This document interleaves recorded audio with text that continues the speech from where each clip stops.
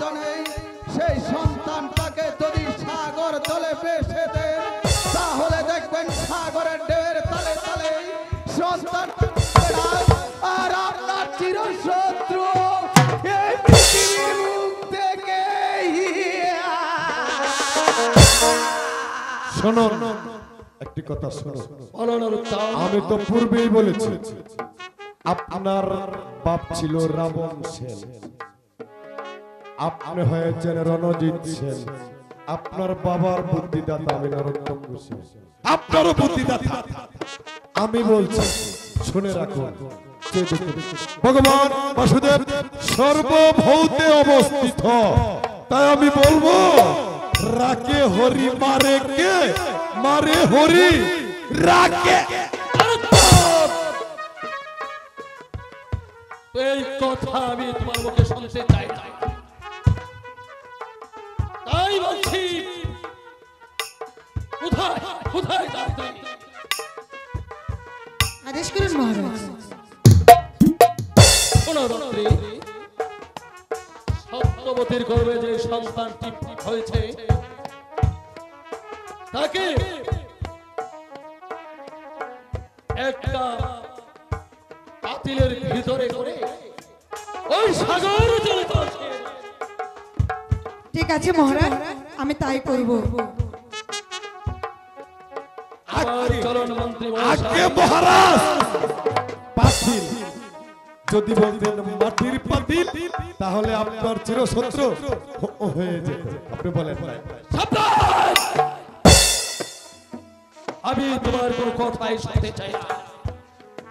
চলো চলো মন্ত্রী মহাশয় চলুন মহারাজ তাই চলো দাঁড়ান আপনাকে দেখে কি মনে হয় জানেন কি মনে হয় মনে হয় আপনি একটা আস্ত শয়তান আস্তে আপনার চাকরির র্যাঙ্ক আমার অনেক নিচে অনেক নিচে বুঝে বুঝে কথা বলবেন আপনি আমাকে চিনেন কেউ বলে গুসা কেউ বলে পেটুক ঠাকুর আর কেউ বলে নরোত্তম গুসা শোনো এখনো বলছি ওই চেয়ে দেখো ভগবান বাসুদেব সর্বভৌতে অবস্থিত কথা কালমত সত্যি আপনাকে বিশ্বাস করতে হবে আপনার আব্বায়ও বিশ্বাস করতে হবে আরে করবেন ঠেলাই পড়লে করবেন শুনুন শয়তানের সাথে থেকে আপনি পাক্কা শয়তান হয়ে গেছে শেষবারের মতো আপনাকে আমি বলে যাচ্ছি কথাটি খেয়াল করুন রাখে হরি মারে কে আর মারে হরি রাখে কে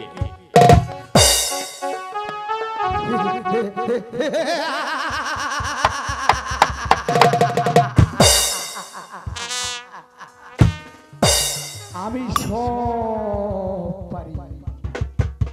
সব বুঝি আমি কেবল পারি না মৃত মানুষটাকে জীবিত করতে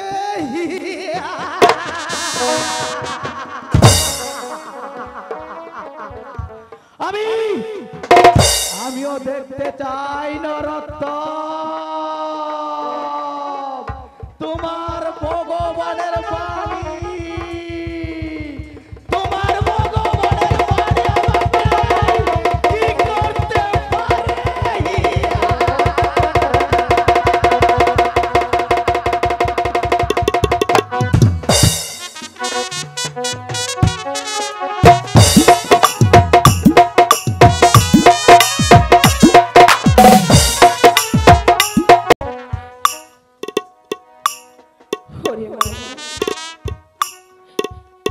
তুই আমার কোন যুগে এসেছিস যত দুঃখ কষ্ট আমি যে সব ভুলে গেছি তোকে কাছে পেয়ে তুই যে আমার সাত রাজার ধন তুই যে আমার সব ও কি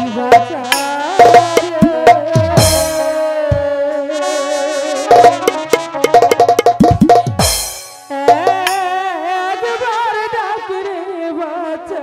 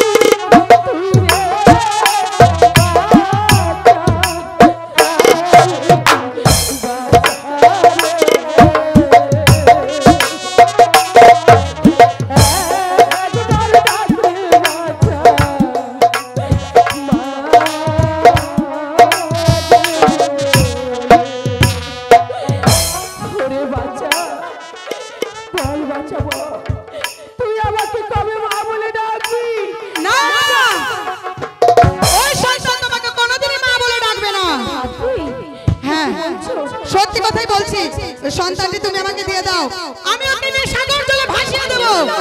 তাও বলছি সন্তানটা দিয়ে দাও। দেবে না? দেবে না? তাও বলছি দাও। আমি দেবো না, আমার সন্তানকে কিছুতেই আমি তোমার কাছে দেবো না। ভাদ্রী